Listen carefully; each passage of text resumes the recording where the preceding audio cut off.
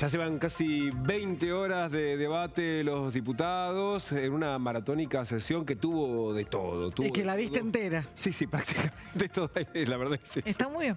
Y lo cierto es que hubo muchos cruces, por supuesto, por el caso de violencia de género que tiene como protagonista el expresidente de la Nación.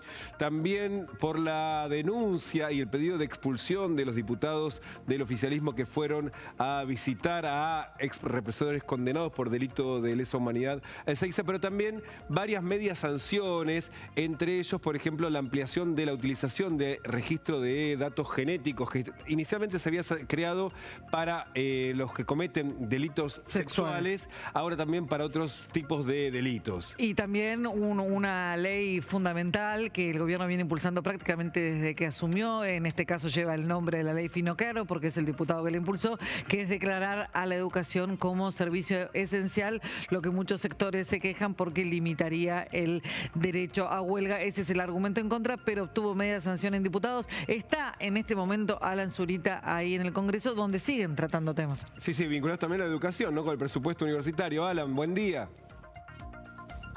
Damián, Virginia, muy buena mañana para todo el equipo. Como bien dicen, en este momento se está realizando la votación, en particular lo que tiene que ver con la ampliación del presupuesto universitario, que se rechazó el dictamen de mayoría de Unión por la Patria y un dictamen de minoría que ahora se está discutiendo un segundo dictamen de minoría en particular porque fue el que se aprobó, que tiene que ver con la iniciativa de la Unión Cívica Radical para ampliar el presupuesto, mejorar los salarios de docentes y no docentes, que sean indexables, digamos, cada 2 meses, es decir, atado a nivel IPC, índice de precios al consumidor, pero que también un 25% de ese ingreso salarial esté contemplado con el aumento de los servicios públicos, el aumento de las tarifas y también con el dólar.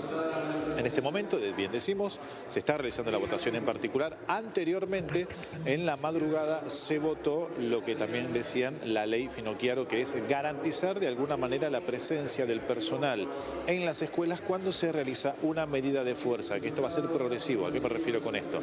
30% del personal tendrá que estar, en caso de que se apruebe este proyecto en el Senado, tendrá que estar presente en los establecimientos los días de huelga. Si se extienden las medidas de fuerza, este porcentaje se va a incrementar al 50% del personal. ¿Qué es lo que se busca con esto? Bueno, garantizar el funcionamiento de las escuelas y que haya cierta paridad en los derechos tanto de trabajadores, es decir, de los docentes con su derecho a huelga, pero también respetar el derecho de los alumnos a tener clases y cumplir con el ciclo lectivo de los años correspondientes. Antes de eso se discutió también y se dio media sanción al proyecto que tiene como también objetivo ampliar el Registro Nacional de Datos Genéticos para la investigación de delitos. Eso forma parte del conocido paquete Bullrich de la Ministra de Seguridad de la Nación para prevenir crímenes, delitos de todo tipo y de toda índole.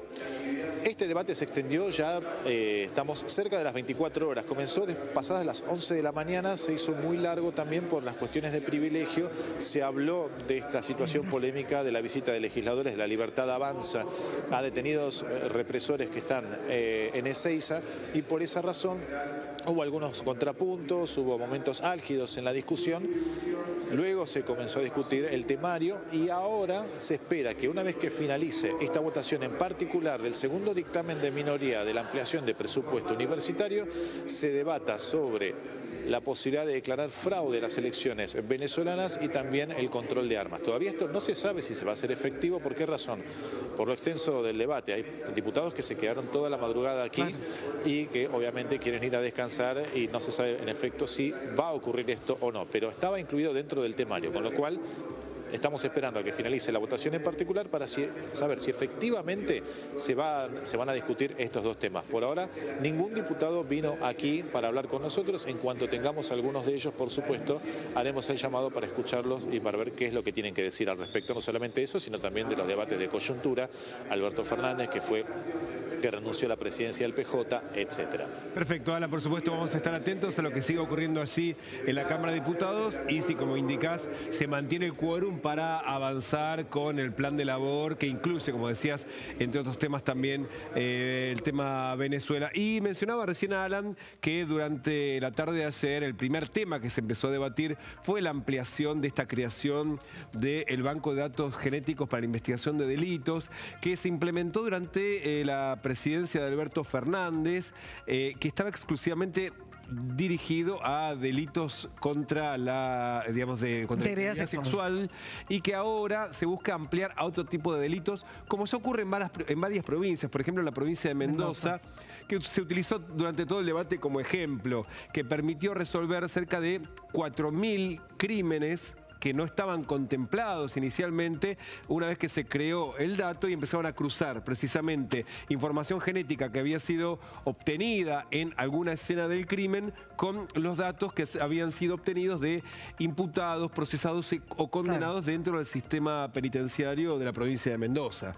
Y durante el debate, una de las que argumentó en favor de extender precisamente este banco de datos a otros delitos fue la diputada del oficialismo, Lilia Lemoine, que contó una situación privada, particular, muy dramática, que dijo que había sido víctima de una violación y que de hecho la posibilidad de extender el registro de datos genéticos a otros delitos, o sea, a otros imputados, puede ayudar a resolver casos, dice, probablemente como el mío, porque todavía no se sabe quién es el denunció. Claro, la persona que denunció y dice que todavía está suelto.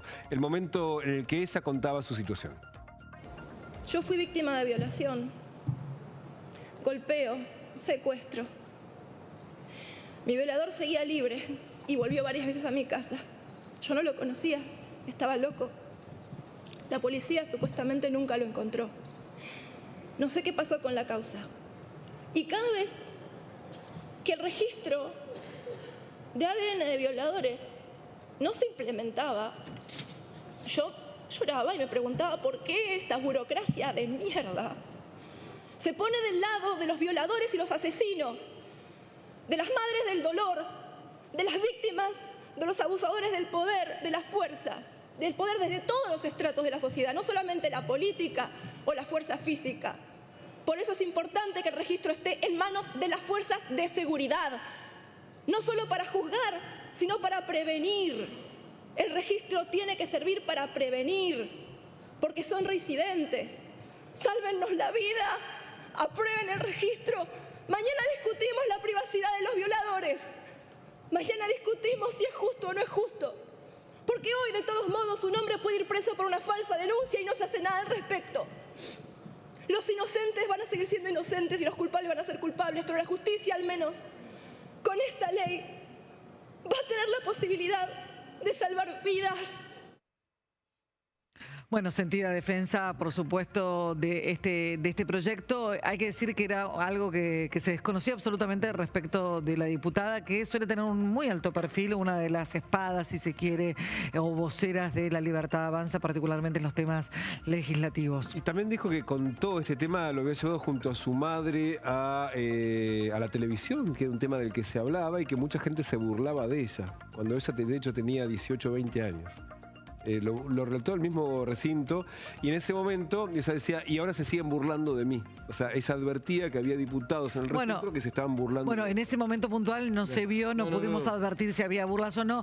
Hay que reconocer que sí, que Lilia Lemoine suele ser, sobre todo en redes sociales, suele ser objeto de memes y de críticas y de ironías, bueno, por sus particulares formas a veces de exponer y expresar los temas. Pero bueno, lo que está pasando en el Congreso, si bien hoy claramente está marcando la agenda, todavía el tiempo lo sigue marcando lo que ocurre en la denuncia contra el expresidente